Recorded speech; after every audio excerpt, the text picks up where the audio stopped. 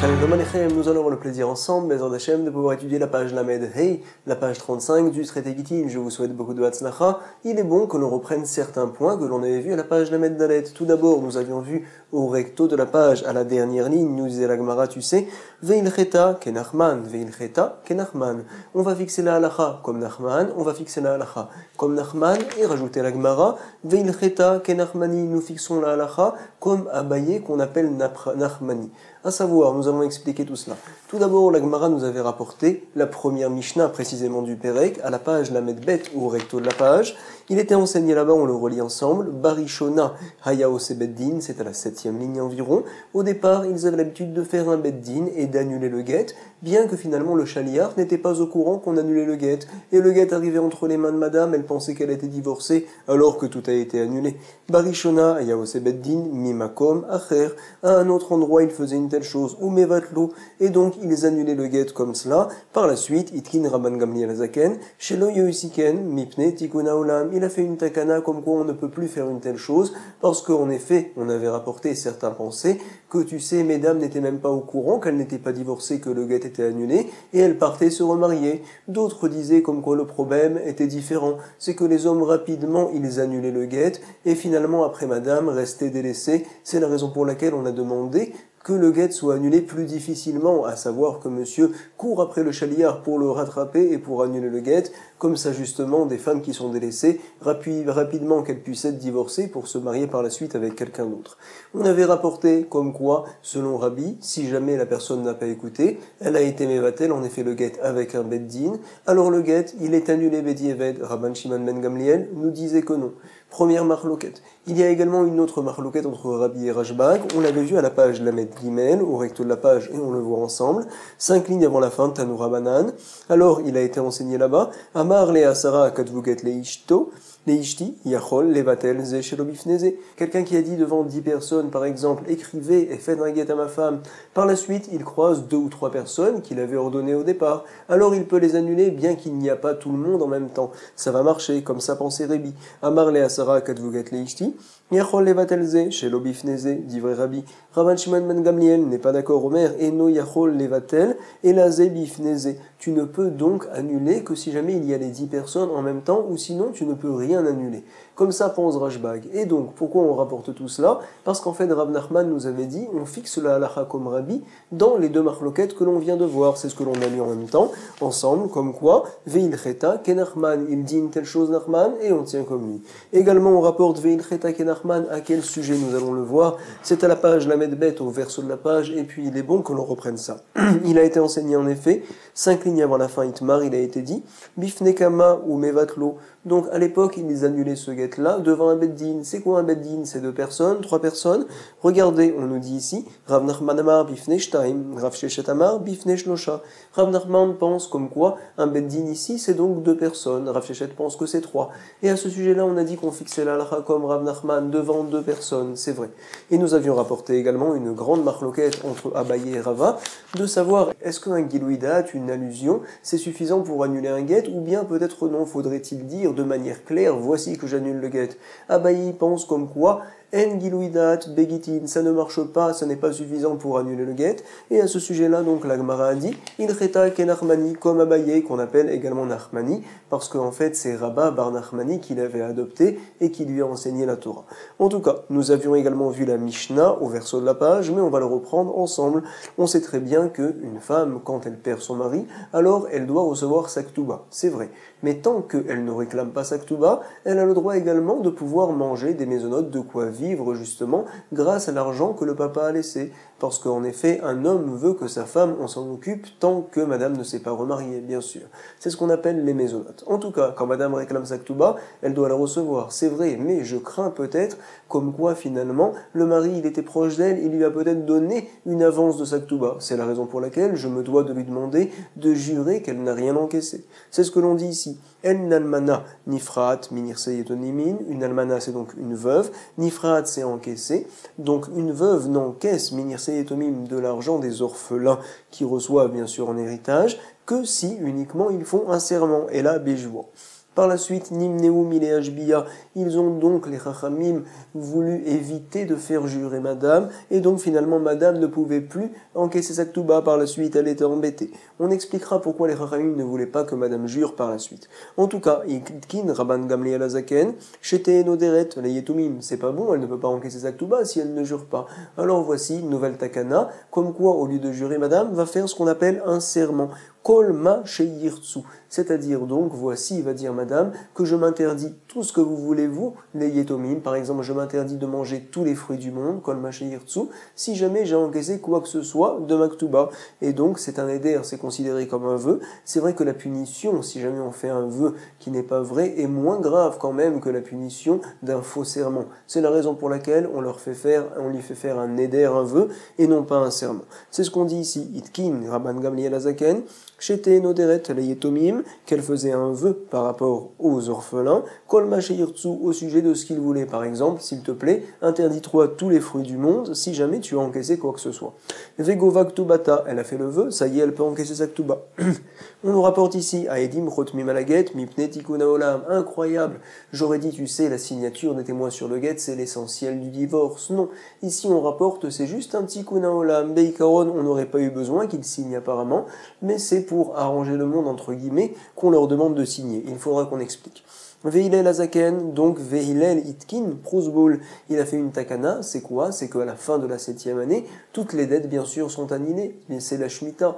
Alors les gens ne voulaient plus prêter de l'argent. A décidé Hillel Azaken, comme quoi dorénavant on va faire ce qu'on appelle un prosbol, à savoir on remplit un papier devant un beddin et on considère finalement comme si donc tous les chovot, tous les prêts sont remis entre les mains du beddin et ils ont entre les mains eux de pouvoir récupérer cet argent-là. Et donc par la même on expliquera, je ne fais donc plus le issour de l'oïgos quand je vais récupérer mon argent chez le lové. En effet, c'est pas considéré que c'est moi qui prends l'argent, c'est comme si c'était le beddin qui allait chercher l'argent et on expliquera par la suite, le beddin a la force de le faire. En tout cas, Hillel Itkin Prosbol, Mipnetikum Olam, on va expliquer. Nous dit la Gemara tout d'abord, pourquoi parle-t-on spécialement de la veuve ici? Tout le monde, peu importe, donc celui qui doit aller encaisser de l'argent des Yetomim, toujours doit jurer, peu importe une veuve, ou bien donc quelqu'un qui vient avec un papier, voici que ton papa me devait 1000 shekels, 2000 shekels, tu veux encaisser de l'argent des orphelins, tu te dois de jurer. Ce deal-là, il est donc pour tout le monde. Pourquoi parle-t-on de la veuve? Maï aïre almana, afilou koulé alma, nami, même donc tout le monde, c'est pareil. Dea kaimalan, pourquoi? Parce que l'on tient, aba lipara minir Yetomim, donc lorsque l'on va récupérer de l'argent des biens des orphelins, l'oïpara et la béjoua, ça ne se fait que par un serment. Alors la Gemara nous répond, pourquoi a-t-on parlé ici spécialement d'une almana? Béhémet, tout le monde doit jurer, c'est vrai, mais pour la almana, j'aurais pu penser pour la veuve que les conditions seraient différentes, à savoir almana itzrichale. Salkalata chamina, j'aurais pu penser mishum rina, nous explique Rashi, c'est quoi? Regardez ensemble, sheyechen a anashim bene anashim meninase lahem, pour que les femmes aient envie de se marier. Pourquoi? Parce que si on leur dit que ça va être très dur de toucher la Ktuba, elles vont se dire, finalement, quand on se marie, alors après c'est difficile quand le mari vient à partir. Elles ne voudront pas vraiment se marier. En effet, la mitzvah de Péré Verivia, elle n'est pas pour la femme, elle est que pour les hommes. C'est la raison pour laquelle on aurait fait une takana, qu'elle pourrait encaisser la Ktuba, même sans jurer. Comme ça, j'aurais pu penser. Salkalata Ramina, Mishum, Rina et Kilou Rabanan, ils ont été mekil à son sujet Gaba. On nous apprend ici que non, la Almana c'est pareil, elle doit jurer Kamashmalan. Nous sommes à 2 points et on continue. On avait dit que Nimneum, les Hashbiya, ils ont dit finalement les Almanot, elles ne doivent pas jurer, on les empêche, Nimneu, de faire des serments. L'Agmara nous demande pourquoi une telle chose, Maïtam. Peut-être parce que il est ma Mishum des Rav Kahana. Quelle histoire de Rav Kahana? Regardez tout de suite des Amar Rav Kahana. Ve'amrela, il y en a qui disent non, c'est Amar Rav Yehuda, Amar Rav. Voici le cas. Maase Be'adam Echad, il y a eu un cas avec un homme. Beshene Batsoret, c'était pendant les années de disettes de famine. Chez Hifki de Dinar Zahav et Tsalalmana, il a donc déposé à garder, on va dire une pièce d'or, un lingot d'or presque, et Tsalalmana, chez une veuve, s'il te plaît, garde-moi une telle chose. Et donc, elle, où c'est qu'elle a décidé de le mettre? Dans sa farine, Ve'enirato, Bekad, Mad Shel Kemar dans son pot de farine. Et après, par la suite, elle a utilisé la farine et elle a fait un gâteau. Ve'afa'ato bepat, elle a fait un pain. Ve'natanato les ani, et elle l'a donné par la suite à un pauvre qui voulait manger. Et donc, finalement, elle a perdu ce dinar-là, c'est très embêtant. Les yamim, par la suite, la dinar, il vient le propriétaire de la pièce et il lui dit, Ve'amarla, havili dinari, donne-moi s'il te plaît ma pièce. Alors elle lui dit à Amrale, Yehene samamavet be'echad mi benea shel otaisha, que marche entre guillemets samamavet, un poison dans l'un des enfants de cette femme-là, à savoir de moi, comme ça elle dit bien sûr, c'est-à-dire que en fait elle se maudit que l'un de ses enfants vienne à mourir si jamais imne niti midinarecha klum, si jamais j'ai profité de quoi que ce soit de cette pièce-là que tu m'as donnée à garder. Je te jure comme quoi je n'en ai aucunement profité. Sur ce, on rapporte la suite de l'histoire, ça fait de la peine. Amrou, lo hayu yamim muatim, il n'y a pas eu beaucoup de jours qui sont passés jusqu'à ce que soit mort un de ses fils, en effet. Ad shemet echad mi baneha.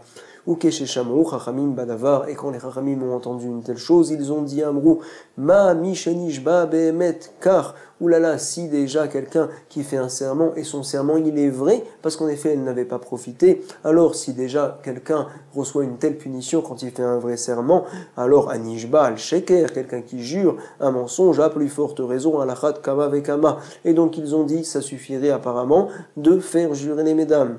Maïta ma'i ansha, nous dit la Gemara, mais attends, pourquoi elle a été punie? Finalement son serment était bon. On nous répond non. Des ishtar shela, makom dinar, parce qu'en fait dans ce pain-là, elle aurait dû rajouter un petit peu plus de farine pour faire le pain si jamais il n'y avait pas ce dinar-là à la place. C'est ce que l'on dit ici, des ishtarché. Un shoresh en général c'est une racine, à savoir que la pièce a pris de la place dans le pain. Makom dinar, l'endroit de la pièce. Et donc ça l'a fait gagner, on va dire, quelques centimes. Oh, et nous dit l'Agmara, donc finalement, Umay mishenishba behemet, comment tu me dis que c'est un vrai serment qu'elle a fait? En effet, ce n'est pas un vrai serment, elle a un tout petit peu profité de la pièce, même sans faire exprès. On explique Kemi Shenishba Behemet, en effet. C'est comme si elle avait juré Behemet, parce qu'en fait, elle a presque rien profité.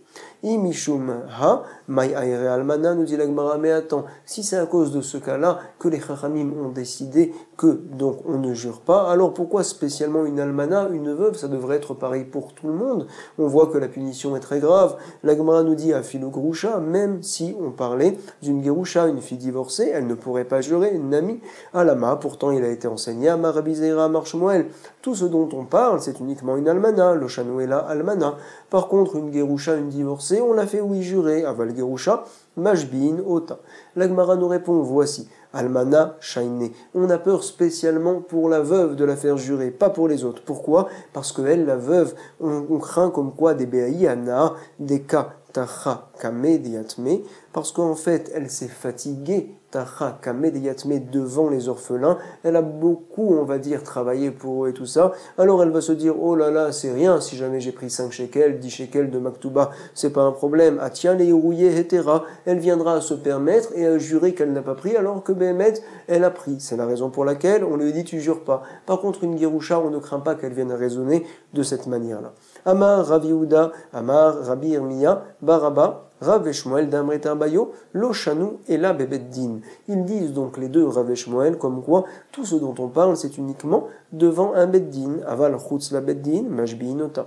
Par contre, un serment qui est fait en dehors du tribunal, on peut lui faire une telle chose.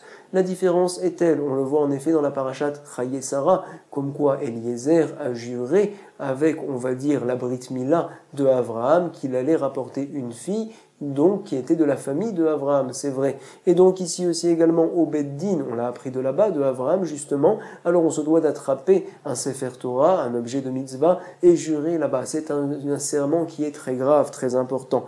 Alors on dit ici, tout ce qu'on avait l'habitude d'empêcher de jurer, c'est uniquement un serment qui est fait devant le Beddin, lo shanou la Beddin. Par contre, un serment qui est fait en dehors, c'est moins grave, on ne prenait pas également de Sefer Torah, val chutz la Beddin, mashbiinota, on peut la faire jurer la veuve, nous dit la Gemara, mais attends, j'ai un problème. Eni, veha, rav lomak bektuba, le malta. Pourtant, Rav ne donne pas de Ktuba à aucune veuve, apparemment. Pourquoi? Parce qu'il ne l'a fait aucunement jurer. Et la Gemara a un problème de dire une telle chose. Pourquoi? Parce qu'en effet, on pourrait la faire jurer en dehors du Beddin. Alors donc, j'ai un problème. Nous dit la Gemara, Kashia. C'est vrai, le problème, on l'a. Donc, pour l'instant, en tout cas, Bessoura, Matnoachi, ils enseignent ça. Donc, Bessoura, comme quoi, voici que Rav ne fait pas encaisser la Ktuba du tout. Et donc, on a un problème. Comment se fait-il? Pourtant, il permet de faire jurer en dehors du Beddin. Ça devrait être bon de la faire jurer en dehors du Beddin et de la donner sa Ktuba. Pourquoi Rav ne veut pas lui donner? C'est vrai. Et on rapporte tout de suite que dans une autre ville de Bavel, c'est différent par contre. Qu'est-ce qu'ils disent? Bene Ardea, Matnoachi, ils enseignent ainsi. C'est quoi? Amar Rav Yehuda Amar Shmuel lo shanue la bebeddin aval chutz la beddin mashbiinota. Donc c'est uniquement Shmuel qui a dit une telle chose qu'on peut la faire jurer en dehors du beddin. Par contre, regardez, Rav, lui n'est pas d'accord et donc grâce à cela, tout va être arrangé. Verav Amar afilu chutz la beddin nami en mashbiinota. On ne la fera aucunement jurer. Et donc la Gemara, selon ce que l'on rapporte ici à Nerdea, ça va très bien que Rav l'État amé, des Rav lo makbe ktuba le armalta. Rav ne donne pas de ktuba à la almana justement parce qu'il ne l'a fait aucunement jurer. La Gemara se pose une question. Attends, tu ne l'as fait pas jurer, mais tu as qu'à lui faire un vœu, comme on l'a vu dans la Mishnah. Veli adre, velikbe, et qu'elle encaisse par la suite. La Gemara nous répond non. Béchan et des Rav pendant les années où Rav était présent, alors qu'il est nidré, c'était léger les vœux aux yeux des gens. Il faisait des vœux pour tout et pour rien, on va dire. C'est la raison pour laquelle on demandait à la almana même de ne pas faire un vœu, et puis par conséquent, elle n'encaissait pas sa ktuba. En tout cas, regardez, nous rapporte la Gemara, Haï, Deataï lekame de Rav, cette femme-là qui est venue devant Ravuna, pardon. Amarla, Ma et Evid l'ach, elle voulait encaisser sa ktuba et il lui a dit Ravuna, qu'est-ce que je vais faire pour toi? Pourquoi? Des Rav lomakbe ktuba. Ravuna était un des élèves de Rav et il lui dit, tu sais, comme quoi Rav, il ne donne pas la ktuba à une almana, à une veuve, les armalta, et donc tu ne peux rien encaisser. Regardez ce qu'elle lui a dit.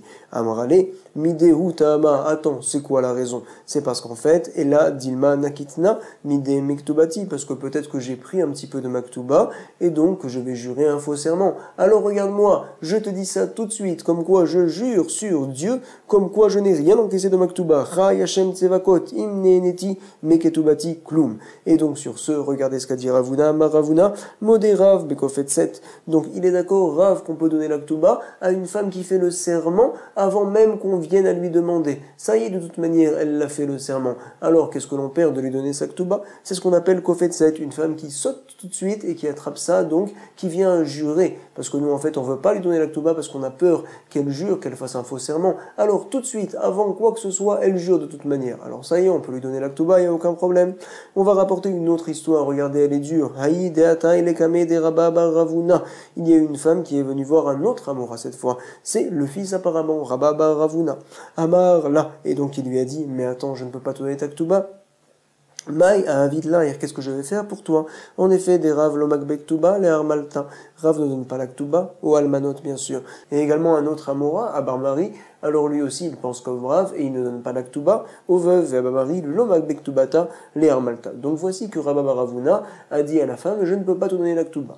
Il y a un din, comme quoi, on en avait parlé au début, alors une fille donc qui est veuve, elle mange de l'argent de son défunt mari, c'est vrai, c'est ce qu'on appelle les mésonotes, elle prend de quoi se nourrir jusqu'à ce que par la suite elle décide de se marier et donc par conséquent elle demande sa ktuba pour justement se marier avec dignité. C'est vrai, donc c'est le din qui est connu. Mais cette fois, regardez, madame a dit, puisque tu ne veux pas me donner ma ktuba, alors s'il te plaît, donne-moi au moins les mésonotes, nourris-moi, amrala, havli, mésoni, j'ai des mésonotes que mon défunt mari devrait me laisser tout le temps que je ne suis pas remarié avec quelqu'un d'autre. Sur ce, regardez ce que lui a dit Rabba Baravuna. Amarla, mezoninami nitlaich, même les mésonotes, je ne peux pas te les donner. Pourquoi une telle chose? Maraviuda Amar Shmuel, il a été enseigné au nom de Shmuel, que quoi? Une femme qui demande sa ktuba, ça montre qu'elle veut se marier. Puisqu'elle veut se marier, alors désormais elle ne touche pas ses mésonotes. Hatovat ketubata bebeddin, une femme qui demande sa ktuba devant le beddin, elle ne peut plus désormais encaisser ses mésonotes, elle n'a mésonote.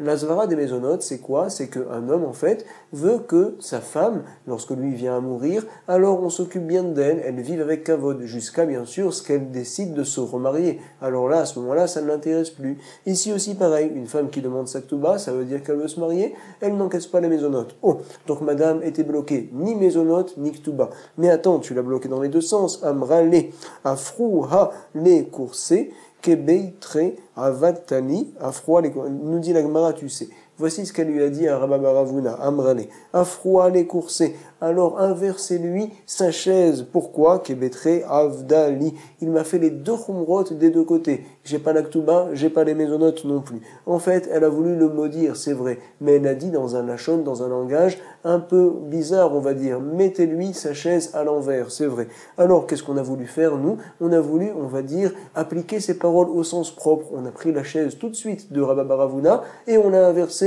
et par la suite, on l'a remis droite. Hafroa, les coursés, vetir tsua, pour faire en sorte que ces paroles s'appliquent dans le sens propre du terme et que la malédiction ne vienne pas à se poser.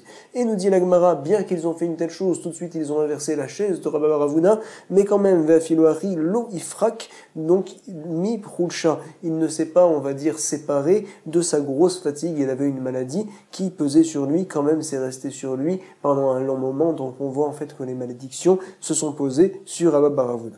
Amarle Rav Yehuda le Rav Yirmia Bira. Regardez, nous rapporte la Gemara. Adra bebeddin vejbea chutz lebeddin veleite kala velipol beudne. À savoir donc, je te demande s'il te plaît d'aller au beddin et de fixer que toutes les almanotes, toutes les veuves, alors qu'elles fassent des vœux à l'intérieur dans le beddin, dans le tribunal, quand elles voudront même jurer qu'elles le fassent en dehors du beddin, parce que je pense que ces deux choses-là, on peut le faire, et donc je veux vraiment que tu publies la chose, parce qu'en fait, moi j'ai reçu de mon maître Shmuel, contre Rav, comme quoi en effet, là, la almana, elle a la possibilité de pouvoir encaisser sa ktouba de ces deux manières-là, et donc velite kala, velipol beudne, finalement que la chose soit connue, qu'il y ait un col de ces choses-là, velipol beudne, jusqu'à ce que ça arrive à mes oreilles, je veux que la chose soit connue des bainan, parce que je veux qu'il y ait rid et vidba maasé, comme quoi finalement il y ait des maasé qui soient faits et que tout le monde comprenne qu'une almana peut bien sûr encaisser sa ktouba de ces deux manières-là. La Gemara nous rapporte Goufa, Amar Rabbi Zeira, Amar Shmuel, Lo Shanuela, Almana, Aval Gerusha, Mashbiinota. Quand on rapporte Goufa, c'est donc des points qu'on en avait parlé plus haut, maintenant nous allons l'analyser. C'est quoi? Il a été dit par Rabbi Zeira au nom de Shmuel que Lo Shanu est là, tu sais tout ce dont on parle, c'est une almana, une veuve, par contre une Gerusha, une fille divorcée, alors on la fait jurer sans problème, Mashbiinota. Et la Gemara va se demander, attends, une Gerusha, donc une fille divorcée, tu l'as fait jurer, Vegerusha de Hadra lo, quoi, ça veut dire qu'en fait tu lui demandes uniquement de jurer, et un serment ça n'est pas suffisant. Nous dit la Gemara, mais attends, on a eu un cas où on a vu une Gerusha, une divorcée qui a fait un serment, et par la même elle a encaissé sa ktouba, regardez. Vea, Shalchu mitam, ils ont envoyé donc des rat Israël, voici. Her plonita, bat ploni, kabilat gita minyada deacha bar hidi. Voici que cette femme-là, fille de un tel, alors elle a reçu, Kabilat Gita, son acte de divorce, Minyada de la main de Acha Bar Hidi, Demitkare Aye Mari. Il s'appelle également un autre nom, comme ça on l'appelle Aye Mari. En tout cas, elle doit encaisser sa ktouba, Venadart, Veasart Perot Sheba Olamala. En effet, elle a fait un vœu et elle s'est interdit tous les fruits du monde, par exemple, si jamais elle a profité de sa ktouba quoi que ce soit. Deno Kabilat Miketubat. Et là, Gloufkera, elle a dit comme quoi elle l'a profité, elle a pris de sa ktouba uniquement des vieux habits. On va dire Gloufkera Echad, Vesefer Teilim Echad, elle a pris un sefer de Teilim, également un sefer de Yov, et également Vemam Shalot Belouim, le sefer de Michelet, où il y a là-bas beaucoup de Machalim, de Shlomo Ameler, bien sûr. Belouim, c'était un sefer qui était un peu fatigué, on va dire, abîmé. C'est tout ce qu'elle a encaissé de sa ktouba, elle en a fait le vœu. Et on nous rapporte ici, Veshamnum Bechamisha Mané, on a fait l'évaluation de ces petites choses qu'elle avait pris, ça vaut 5 manées et pas plus. Et donc on rapporte les Keshetavo les Yatrem, Hakboua et Tachéar lorsqu'elle viendra devant vous, alors en effet, donnez-lui tout le reste de sa ktouba. On voit clairement comme quoi, avec un vœu, sans avoir besoin de jurer, une Gerusha, une fille divorcée, peut encaisser sa ktouba. Comment tu nous as dit que c'est uniquement en jurant? Sur ce, nous dit la Gemara Maravashi, Haou get yebamin have. C'est un cas spécial là-bas, on parle d'un get yebamim. En effet, donc cette fille-là, ce n'était pas une divorcée, non. C'était une veuve, mais bien sûr, elle était veuve, et son défunt mari n'avait pas d'enfant. Il y avait également d'autres frères. L'un des frères doit faire la mitzvah de Yiboum, c'est vrai, mais en tout cas, un des frères s'est dit « Ouh là là, je ne veux pas du tout que personne ne vienne faire le yiboum avec elle, pour une raison ou pour une autre. » Qu'est-ce qu'il a fait? Il lui a donné un guet entre les mains. Et donc, Midé Rabbanan, lorsque une Yébama reçoit un guet d'un des différents frères, elle ne peut plus désormais faire de yiboum, on se doit de lui faire la khalitsa, et donc à ce moment-là, elle encaisse la ktuba de qui? De son défunt mari. Donc en fait, elle redevient veuve qu'elle était au départ, et donc elle va encaisser sa ktuba en tant que almana. C'est la raison pour laquelle elle n'a pas fait de serment, bien sûr, elle a fait donc un neder, un vœu. En tout cas, on a bien expliqué, là on continue, la Gemara nous rapporte Itkin Rabban Gamliel Azeken, Shete, Noderet, il a fait donc Rabban Gamliel une takana, ça y est, on ne jure plus, on se doit de faire un neder, un vœu. Amar Ravuna, quand est-ce que l'on fait un tel vœu? On sait bien sûr, on connaît, comme quoi une femme, quand elle fait un vœu et qu'elle est mariée, alors le mari a la possibilité d'annuler les vœux de madame, quand ce sont des vœux qui la font souffrir, madame, ce qu'on appelle donc inouï nefesh. En tout cas, on rapporte ici à Maravuna, Lo shanuela beshelo niset. Tu sais quand est-ce qu'on lui fait un vœu pour encaisser sa ktuba? C'est quand, entre-temps, elle ne s'est pas mariée. Par contre, à Valniset, si elle s'est mariée entre-temps, on ne peut pas lui faire un vœu. Pourquoi? Parce que tout de suite, son mari va annuler le vœu. Donc c'est fort possible qu'elle fasse un faux vœu et que tout de suite, le vœu, elle se le fasse annuler chez son mari. Aval Niset, en madirin ota. La Gemara nous rapporte Niset maïtaama. Quelle est la raison pour laquelle, lorsqu'elle s'est mariée entre-temps, on ne peut plus lui faire un vœu? Il dit, mais faire la Baal, parce que le mari va annuler le vœu. La Gemara nous dit, mais alors, c'est pareil, même si elle ne s'est pas encore mariée, on devrait craindre que madame vienne à se marier dans un mois, par exemple, dans 2 mois, et que le mari va annuler rétroactivement les vœux qu'elle a fait auparavant. C'est ce que l'on dit ici, donc on leur apporte la question, nous dit la Gemara. Alors, Maïtama d'aimer faire la Baal, alors tu sais qu'Iloniset Nami, même quand elle ne s'est pas encore mariée, Nekimin Seva mi faire là, quand elle va se marier, en effet, à ce moment-là, le mari va annuler les vœux qui sont faits rétroactivement, mais faire la Baal. La Gemara nous répond non, le mari ne peut pas annuler les vœux qui ont été faits avant le mariage. En Baal, mais faire Bekonmim, on l'avait beaucoup étudié dans le traité Nedarim. En tout cas, on rapporte ici, Venichosh Dilma Azla Legabechacham, puisqu'on a peur en fait que le vœu soit annulé. Alors tu sais, même si finalement madame ne s'est pas mariée, elle a une autre manière d'annuler ses vœux. Comment? Elle va voir ce qu'on appelle un chacham ou bien un beddin de 3 personnes, et donc elle se fait annuler le vœu. On en avait parlé dans le traité de Darim, donc c'est ce qu'on dit ici. Venichosh, que l'on craigne, dilma, peut-être que Azla legabe chacham, elle va voir un chacham, Vesharela, et il va lui annuler son vœu. Alors à quoi ça sert? Elle va dire, je m'interdis tous les fruits du monde, si jamais j'ai encaissé quoi que ce soit de la Ktuba. Le lendemain, elle fait annuler son vœu. Après 2 jours, elle peut manger les fruits, comme si de rien n'était, sans aucun problème. Elle a encaissé sa Ktuba avec un mensonge, et donc finalement, il devrait y avoir un problème. La Gemara nous répond non. On ne craint pas qu'elle aille voir un chacham pour annuler le vœu. Kesavar, tsarir, lefaret, et un éder. On pense en effet comme quoi, tsarir, on a besoin de lefaret, d'expliquer précisément donc le neder, tout le vœu. C'est-à-dire qu'en fait, elle va dire, j'ai fait un vœu pour recevoir ma ktuba, comme quoi je m'interdis tous les fruits, si jamais j'ai encaissé quoi que ce soit de la ktuba. Comme ça, elle devra dire devant le chacham. Et donc le chacham, il va lui dire, tu sais, ton vœu, je ne peux aucunement te l'annuler. En effet, c'est grâce à ce vœu-là que tu as encaissé cette ktuba. C'est ce que l'on rapporte ici. Donc on ne craint pas en fait que madame aille voir le chacham, c'est sûr. On le relit dans les mots, Venichouj, Dilma, Azla, peut-être qu'elle va aller les gabé chacham, Vesharela, et il va lui permettre. Non, on ne craint pas une telle chose. Pourquoi? Parce qu'on pense qu'il faut être mefaret, donc donner les précisions du vœu que l'on a fait quand on va le faire annuler devant un chacham. Rav Nachman Amar Afiloni 7, nous dit la Gemara, tu sais, Rav Nachman il pense que en fait le vœu elle peut le faire, même si entre temps elle s'est mariée avec quelqu'un d'autre. Nous dit la Gemara, mais attends, Niset Vadaï mais faire la Baal. Dans un cas où elle s'est mariée entre temps, on devrait mettre crainte que le mari vienne à annuler le vœu. Justement, elle fait le vœu maintenant et demain le mari va annuler. Tu n'as rien gagné. La Gemara donc nous dit Niset Vadaï mais faire la Baal. On nous répond non, ne t'inquiète pas. C'est un vœu particulier ici qu'on lui demande de faire pour encaisser sa ktuba. C'est ce qu'on appelle des madrinan la berabim. On lui fait faire un vœu devant 10 personnes. Et ce vœu-là, le mari ne pourra pas l'annuler. Mitivé nous dit la Gemara, j'ai un problème. C'est quoi?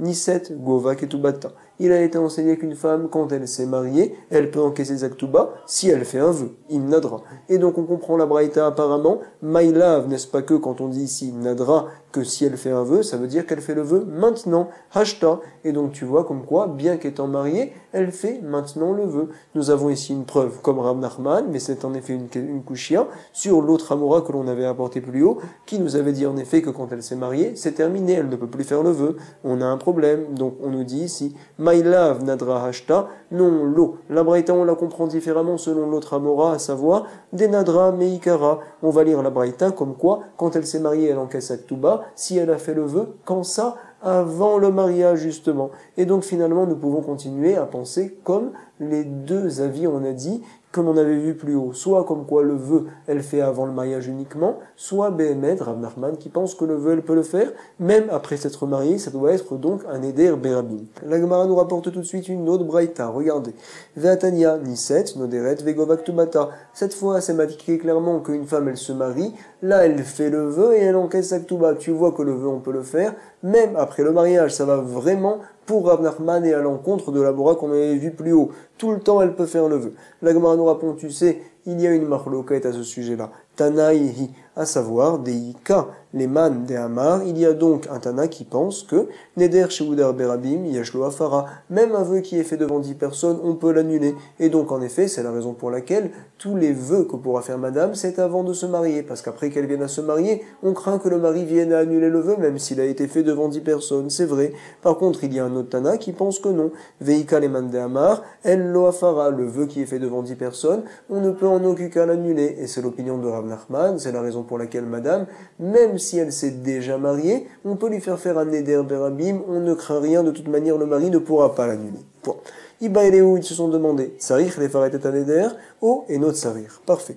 Lorsque l'on va annuler un vœu devant un Chacham, est-ce que l'on se doit d'être méfaret, d'expliquer donc tout le vœu du début jusqu'à la fin, la raison du vœu et également les précisions de tout le vœu, ou bien non? Regardez, ce n'est pas évident, c'est une marloquette. Donc, Iba et Léou, ils se sont demandé, Tsarich les faret et un Neder, oh et notre Sarir. Rav Nachman, il pense que Amar et notre Sarir, ce n'est pas la peine d'être méfaret ou Neder, quoi qu'il arrive, le vœu peut être annulé. Ah, comment se fait-il? Alors on devrait craindre que l'on aille voir un Chacham pour annuler le vœu. Quand madame va le faire, non. On lui fait faire un vœu, donc on avait dit, devant 10 personnes, Berabim. Alors là, on ne peut pas annuler le vœu, même un Chacham, c'est pas possible. Rav Nachman, lui, donc on avait dit, nous rapporte la Gemara, Rav Nachman Amar, et notre Sarir, ce n'est pas la peine d'être méfaret le vœu. Et regardez, Rav Papa n'est pas d'accord, il dit que oui. Rav Papa Amar, Sarir, quand on va annuler le vœu devant un Chacham, il faut expliquer précisément tout ton vœu. Et donc, la Gemara nous rapporte la Zvara de chacun. C'est quoi?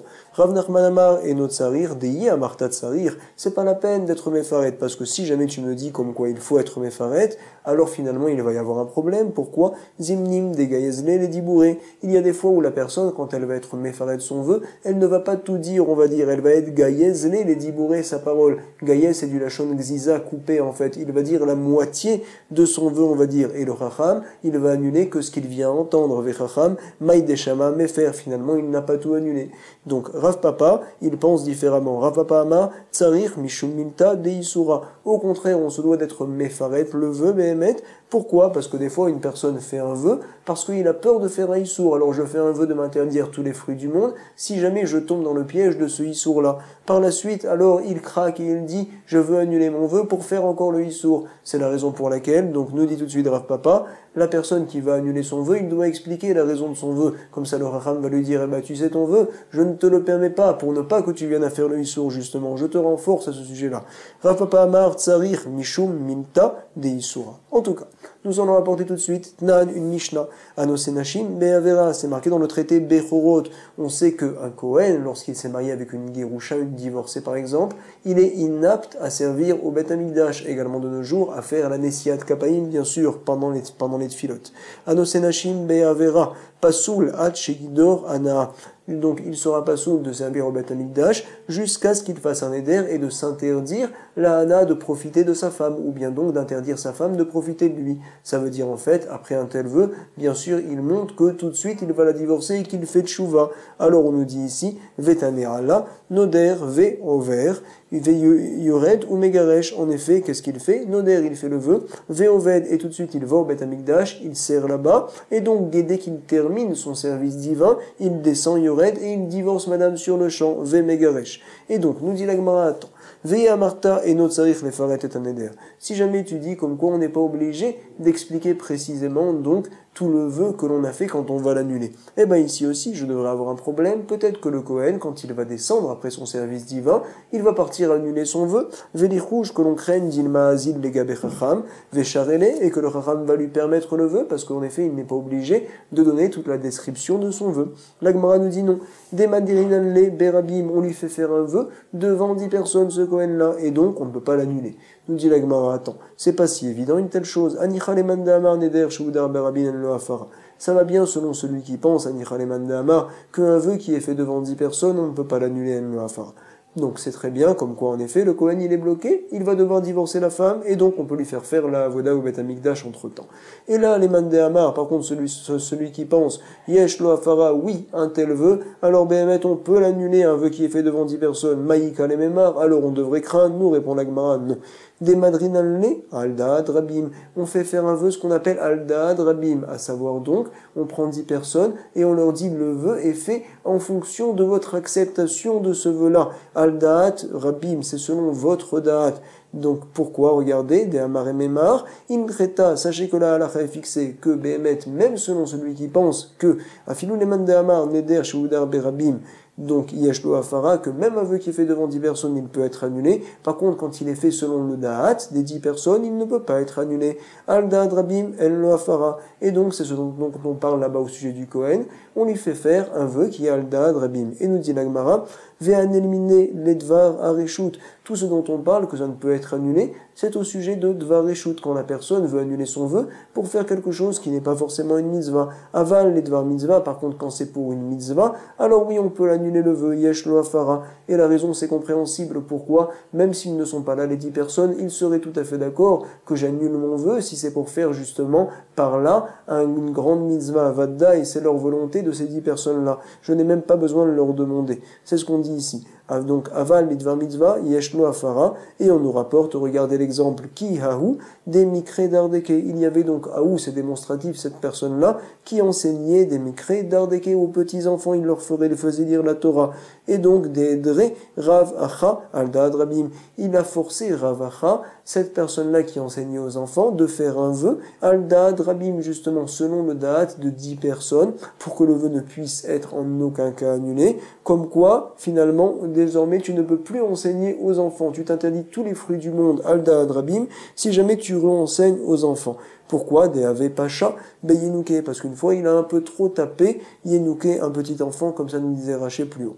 Par la suite, Védré Ravina, il a voulu le reprendre pour enseigner aux enfants. Pourquoi?